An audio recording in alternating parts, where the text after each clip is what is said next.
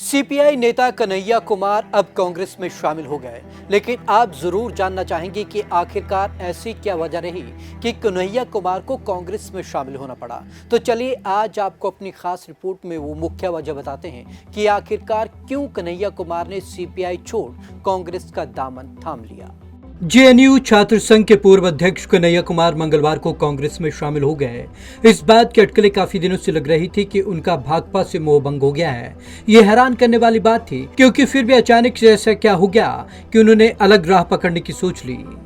कन्हैया ने वामपंथियों से इसलिए किया किनारा।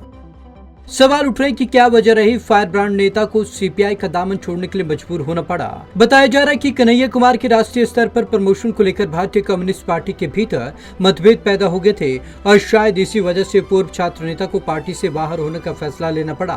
पार्टी के सूत्रों का कहना है कि अपने जोरदार भाषण और हिंदी भाषी इलाकों से कनेक्शन के चलते कन्हैया कुमार जनसभाओं में भीड़ खींचने वाले माने जाने लगे थे। यह एक फैक्टर बना जिसके चलते कम्युनिस्ट पार्टी के टॉप नेताओं में से एक घबराहट सी देखी जा रही थी।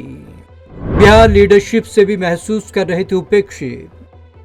हालांकि कुछ लोगों का कहना है कि कन्हैया कुमार पार्टी की बिहार लीडरशिप, जिन्हें कुछ राष्ट्रीय नेताओं का भी समर्थन हासिल था, उससे खुद को उपेक्षित महसूस करने लगे थे।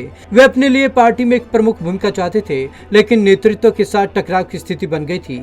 ऐसे में पार्टी की टॉप लीडरशिप अपनी उस विचारधारा पर कायम रहे कि कोई शख्स नहीं बल्कि पार्टी मायने रखती है। टॉप लीडरशिप ने कहा अस्थायी झटका। पार्टी के सूत्रों ने यह भी स्वीकार किया कि कन्हैया कुमार को देश भर में रैलियां करने का मौका दिया गया। यह भी समझा जा रहा है कि उनके बाहर होने से पार्टी पर कोई बड़ा असर नहीं होगा, क्योंकि उसका अपना कैडर बेस है और विचारधारा केंद्र में रहती है। पूर्व में किसान नेता और सीपीआई के कद्दावर नेता योगेंद्र शर्मा को पार्टी से सस्पेंड किए जाने के मामले का जिक्र करते हुए एक नेता ने कहा कि पार्टी पर इस घटनाक्रम का कोई असर नहीं हुआ था। उन्होंने कहा, सीपीआई एक ऐसी पार्टी है जो व्यक्ति विशेष के बजाय राजनीति और अपनी विचारधारा पर जोर देती है। ऐसे में कन्हैया कुमार का जाना केवल एक अस्थायी झटका है, स्थायी नहीं। वही पार्टी चीफ डी राजा ने इस पर कोई टिप्पणी नहीं की। एक अन्य नेता ने कहा कि कन्हैया का पार्टी छोड़ना ये दिखाता है कि उन्होंने अपने विचारधारा के साथ समझौता कर लिया है और सीपीआई से बाहर आकर अवसरवादिता का रास्ता तलाश लिया है। Bureau report, Punjab Kesari TV.